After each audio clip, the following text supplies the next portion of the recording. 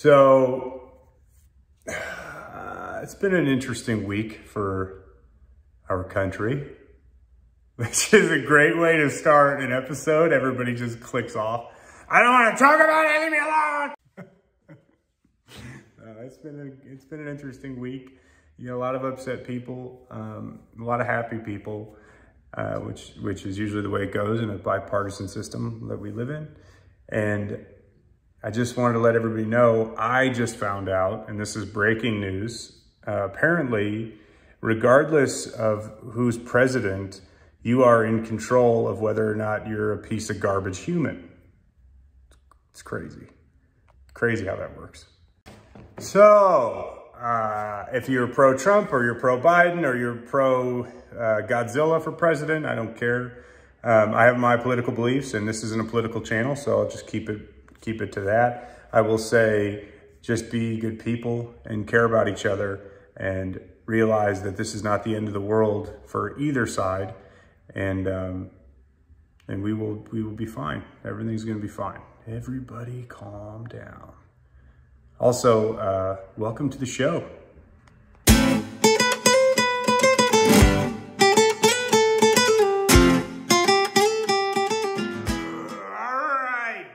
To the subject matter that matters. You know, the politicians don't really matter, but CRXs do matter. So what do we have here? I have the CRX basically ripped apart, tore down. I didn't film a good chunk of this stuff because, well, yesterday I was just feeling like working in silence, and I got a lot of it done. So what do we have? I got the GSR is basically torn down in terms of accessories and such. We have the engine bay I resprayed. So what I do here is anytime I have a car like this where I don't want to dismantle the whole thing, pull the engine out, pull all the suspension apart, what I do is I break down all the accessories, and then I take plastic bags and I cover trash bags, cover the engine up, and I tape off any meaningful stuff, and then I just rattle can the shit out of the engine bay. So all this is, you can tell, it's just a rattle can job. It's nothing crazy nice by any means. It's not show qual. It's not show quality. And this is just duplicolor enamel, Harbor Freight chassis and grill paint, actually, to be specific. So if you have a fun weekend project and you're not trying to, you know, build a show car, this stuff actually works pretty good. So we got the engine bay resprayed. I have the main harness from the engine bay, so like the headlight harnesses, the main fuse box, all of that stuff has been relocated. So what I did was, behind the headlights, you can see I reloomed the headlights, I rewired them, and then I tucked them down and around, up over the transmission, and then back into the engine bay. That hole right there, I'm gonna build a plate, and that's where the fuel tech harness is gonna come out too. But before, we had tons of harness work just like back and to and fro and up and down, so that's now gone. The other thing that I was able to do is clean this up, was reseal. I had a VTEC solenoid that was leaking like crazy. You can still see remnants of the oil. That has now been resealed, so we can stop the drippage from there, and that's done. Valve covers popped off because I had to add something to the crank cam trigger situation. So when I originally built this car, I did Fuel Tech's FT450, obviously, in their pre-made 4-cylinder harness. Well, I had to wire in cam and crank signal to the distributor. Well, the problem with the distributor, one second, I'm gonna tear it apart so you can see the problem. So, get my nice clean toolbox cleaned up. A distributor has a lot of moving component, well, one moving component, but the cap itself is obviously what sends spark to your individual cylinders. But the rotor, actually, it's funny, I uncovered this and I see a bunch of melted plastic in there. And I have not seen that prior, so that's pretty cool.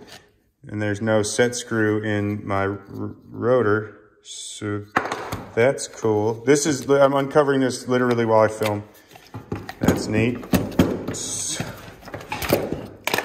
Cool. Sick. Where's the screw? Is that it? Did that fall out? Is this the screw? Wow, okay, cool. Cool beans. Cool. That's nice. Well, I gotta pivot now, man. This is like, it's improv now. I gotta just wing this. All right, so this thing's jacked, but it doesn't matter. What you got going on in here is you have your top dead center, your cam sensor, all of the sensors that tell the engine when to fire are housed in this little unit right yonder. Well, that doesn't provide a very clean signal for spark when you're going to coil unplug. So originally, I'm still pissed about this thing. Like, what the hell? Oh, there it is. There's the screw. It's embedded into the cap. So that's cool. I hate that, whatever, doesn't matter. You get a bunch of dirty signals out of this thing. So technically, you can use this unit as your cam and your crank signal if you're going to coil unplug. It sucks very badly, though, in terms of filtering and actually seeing the signal. It's a messy signal with what you got going on in there. So what I did was I switched to a cam trigger kit. So T1 sells this trigger kit. I was a little underwhelmed with parts of it. My underwhelmment started with the fact that it didn't come with bolts to bolt to the actual head. That was pretty lame. And then the sensor itself, this nut is actually too thick out of the box. So you can't get the proper sensor gap to the cam sensor. So I had to take this nut off the sensor, chuck it up on my vice grips, and take a grinder and take about half of the thickness of this nut down. And that nut sets the depth of the sensor to the cam trigger. On the camshaft, you see all these little magnets. They're just circles that have been pressed into the actual cam gear itself. Well, those magnets are just north-south orientation, and they read either cam or crank signal depending on which one passes over that sensor. The sensor is a Hall effect sensor, and I can't really back it out because it's tight, but it just picks up the signal from those magnets, and you set your depth with this nut, and then the distance, if you can see, it's probably a little difficult, but basically the distance between, oh geez, that sensor and those magnets needs to be 35 to 60 thousandths of an inch. And that will give you a clean signal for whatever aftermarket engine management system you're using, so long as it was made this century. So I have cam triggers not wired up yet. They just a pigtail. I have to wire that into the harness, which I'll get to in a second. But the cam sensor is installed. We have the majority of all of our engine bay wiring done. I'll have to relocate the battery. Still working on that. I have also cut out, let me get this out the way. I've cut out the bumper for the intercooler because we are going to be putting a turbocharger on the CRX. So I put a post on Facebook. I may be repeating myself as I often do. And my post was K-Series NA or Turbo GSR and Turbo GSR 1. So I started acquiring parts to do a Turbo GSR setup. I have a Turbonetics turbo that came off of a buddy's Genesis. I have a wastegate that came off the same car that needs to be rebuilt. The diaphragm's torn, but shout out for the hookup on that stuff. I have an eBay manifold coming, a ram horn style manifold coming. And for now, I have to reinstall intake manifold and then begin to, that's a daunting task, begin the rewire of the engine itself. For now, I'm gonna get timing cover back on. I'm gonna get engine bolted back into place. I'm gonna get intake manifold back on. And I'll check back in about 13.5 milliseconds and you'll see it's all done. How do they do it in like they always just like, oh, there it is. Back in action. Intake manifolds on, cylinder heads cleaned up, timing components on, covers on, crank triggers on, all that stuff is done. Now we have to clean up the valve cover. This thing's grimy, it's dirty, it's gross, it needs to get a fresh coat of paint, and then we can slap it back into the engine bay, which will be nice. So you're gonna need your 1997 valve cover repaint kit. I usually use aircraft stripper. I saw this on the shelf and I figured I would be the guinea pig. Aircraft remover has always worked for me. This stuff was $4 or $5 cheaper. And that's not why I bought it. I bought it because I've only used aircraft stripper, and I was hoping that something would work maybe a little bit better or at least just as good. And then your standard engine enamel, make it shiny, make it look good. Acetone to clean up the surface before I actually spray the valve cover with fresh paint. And then a body filler. I use this body filler scoop or scrape or whatever you want to call it. I use this once the aircraft spray or the paint stripper's on there. I use this to strip the paint off because it's very volatile and it'll burn your hands up. Doesn't say shake this, but it has the thingy in there, so that I figure you're supposed to shake it. And it also says use in less than 85 degrees, out of direct sunlight, and keep it in a well ventilated area, which is what I'm gonna do. Okay, so in the cracks there. Oh, this stuff smells just like aircraft stripper. Who would have thought?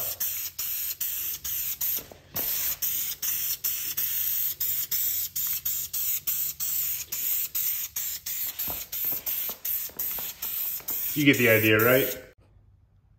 Now it says to let this sit for, you know, let me see, let me read before I just talk into my face hole. 5 to 30 minutes. Pro tip, for maximum removal, cover with wax paper to prevent solvent. What the hell's solvent flash? What the hell's wax paper? You know, what? Is that paper made of wax? I did a time-lapse video, but there was really no drastic change. I just hit it with another coat of the aircraft or Duplicolor industrial strength paint stripper, and I'm waiting for it to start doing something wild. Aircraft stripper usually, like, it immediately will just start bubbling up. It'll just look like it's got some sort of tumor, and then you just scrape it off. This stuff is not as reactive that I can tell. Hopefully the paint just falls off like it does with aircraft stripper though. Otherwise I just wasted $9.99 on a stupid hack wannabe aircraft stripper. Piece of junk. All right, okay, I apologize. I'm sorry for being so mean, because this thing looks, there's so many references to Rye's penis I want to make right now. So, but I can't. So everybody just please right now insert a joke about the way Rye's penis looks just right here while you're looking at this. I won't say anything. I'll let your imagination take you on a storybook adventure concerning the similarities there. Okay, now take your heavy duty scraper-rooney, I don't know, pretend I rhymed that. And you can see this stuff should just peel off. Ooh, oh, cool. So this right here wasn't too keen on it, but ooh, something very satisfying about this. Ooh. You get the idea, right? You go all the way around. You should wear gloves too. These are skin-toned gloves that look, they're made of sheepskin.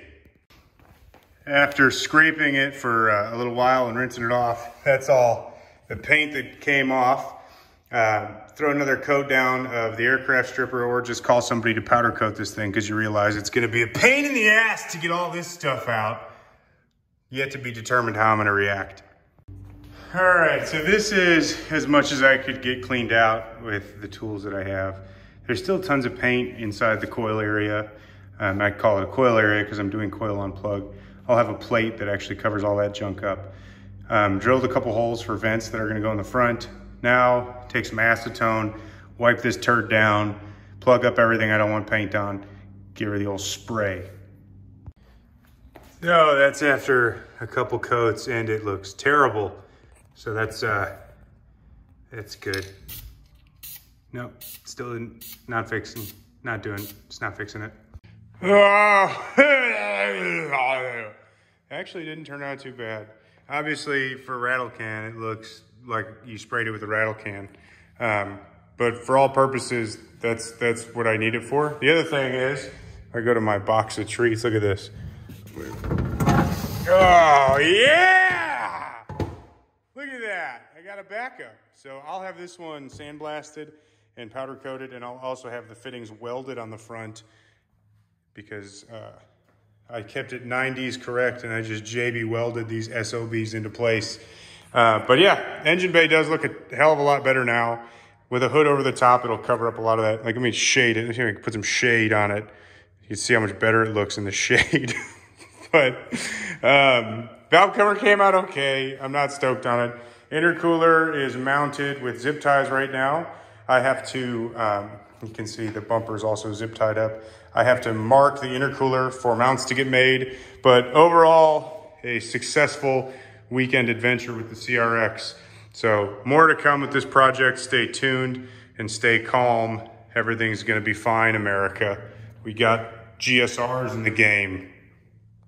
And if you haven't, hit the subscribe button and head over to clappedout.com and check out our latest shop stuff that we're selling, and appreciate the support from everybody. I'm gonna try to come out with more content this week with the CRX, as I have a whole bunch of wiring and stuff to do. Thank you. Have a blessed day or night.